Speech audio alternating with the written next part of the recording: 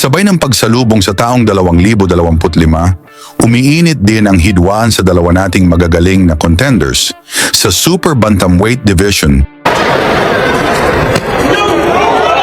Oh, Casimero buy some time here and make Casimero miss. Casimero needs to pick his punches and he can't find. Lo saca de balance, parte, va a buscar la definición.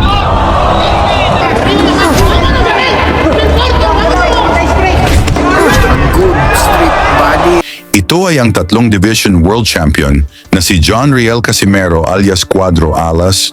May 34 na panalo, 23 at tinapos niya sa knockouts, at 4 lang ang talo. But make no mistake about it. Oh, down, it's down, it's down, and I think it's out. At ang undefeated knockout artist na si Carl James Martin alias Wonder Boy na may 25 panalo walang talo at 20 dito ay tinapos niya sa knockouts.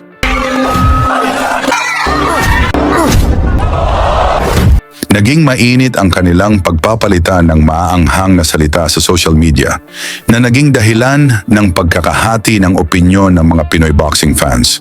Ang iba ay sumusuporta kay Casimero at ang iba ay pumapanig kay Wonderboy. Kung saan matapos na ipanalo ni Martin ang kanyang huling laban sa pamamagitan ng pagpapabagsak sa Mexican na si Ruben Tostado. Lo saca de balance, parte, va a buscar la definición. Nagbanta ito na humanda na si Casimero dahil ito na umano ang kanyang isusunod. Ang tanong ng karamihan, kaya na ba ni Martin itong angas ng Pinas na si Casimero? Upang mas lalo tayong maliwanagan kung gaano ba kalakas itong si Martin, panoorin natin kung paano niya pinasuko ang future world champion ng Thailand na si Chaiwat Buat Krathok para sa WBO Global Super Bantamweight title, isang belt na dating napanalunan ni Casimero matapos talunin si Filipos Ngitumbua at binitawan na ito ni Alas.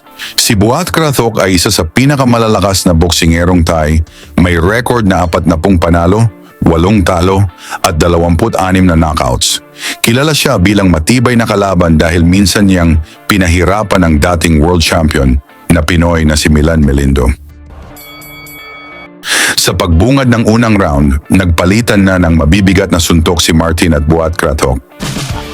Chatoy Putatok is wearing yellow and black for this bout.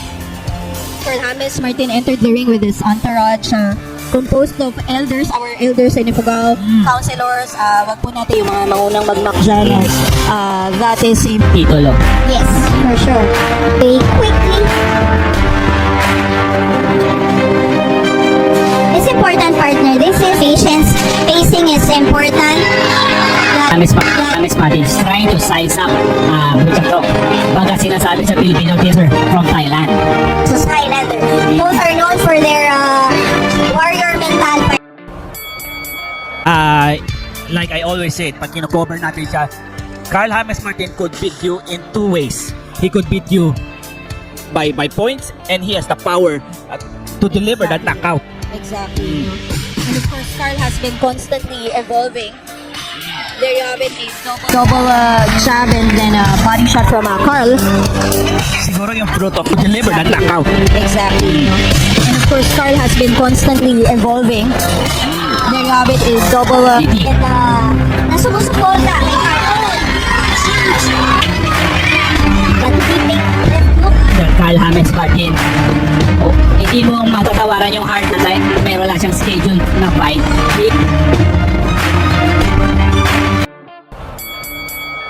Pagdating sa ikatlong round, mga solidong suntok ang naipatama ni Martin. Ngunit napakatibay talaga nitong si Buat Krathok. Chaiwat Putatok, yes. And this global title by the WBO is a good kuha ang world title. Pero Martin countered. Deeping left hook and then the right counter. Alam naman natin that Carl James Martin, hindi mo matatawaran yung hard work nito eh.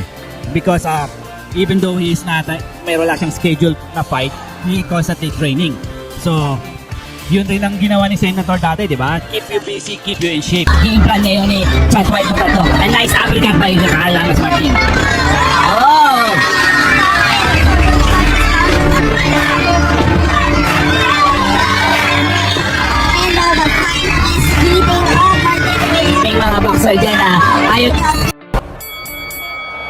Partner, doon mo sa nagsasabing hindi full house ang crowd.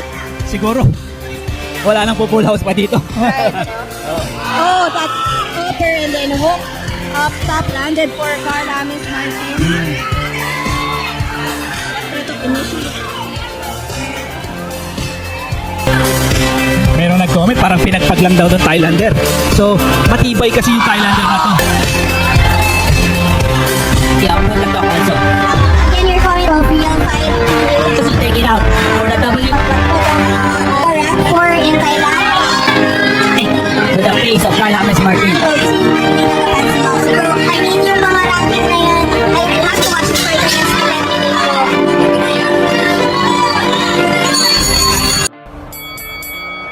Sa ikalimang round, mas lalong dumadami ang tinatanggap na suntok ni Buat Kratok. Ngunit nakatayo pa rin ito at lumaban. But what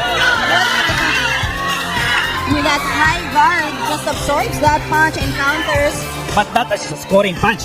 4 to 5 punch combination is a scoring. as long as it lands. Yes, That's oh. to land. Ano? If it touches the arms or the gloves, although it doesn't land, it has the ability to weaken you. Nakakapagod yun, partner. Kaya nung matamaan ka sa braso. Ow! Oh, wow! Martin with that uppercut! Circle first! Ashes with a consecutive go to that in the body. Oh, that's left upper! Wow! Oh, wow! Martin with that uppercut!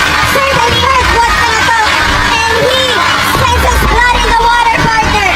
Oh, wow! His blood in the water, partner! Oh, wow! Using his legs to just corner Martin, but Carl, as is with the combination, was hit right there as he was getting out. Oh, that body really hurts. Butatok. As is with consecutive right hooks, both to that in the body. Oh, that left upper! Wow! Oh, wow. Martin with that uppercut certainly hurt Buat Kratok. And he, the water partner. Oh, wow. I think Martin is smelling blood right now. Yes. He was stunned by those punches and he is still standing, partner. Counters with Oh, a little rubbery legs for Butatok right now. Sa huling bahagi ng round, naalog si Buat Kratok mula sa suntok ni Martin, ngunit inabot pa ito sa pagtunog ng bell.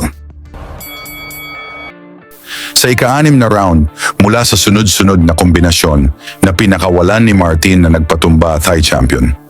Nakatayo pa si Buat Kratok, ngunit dahil sa labis na pinsala, napilitan ng referee na itigil ang laban.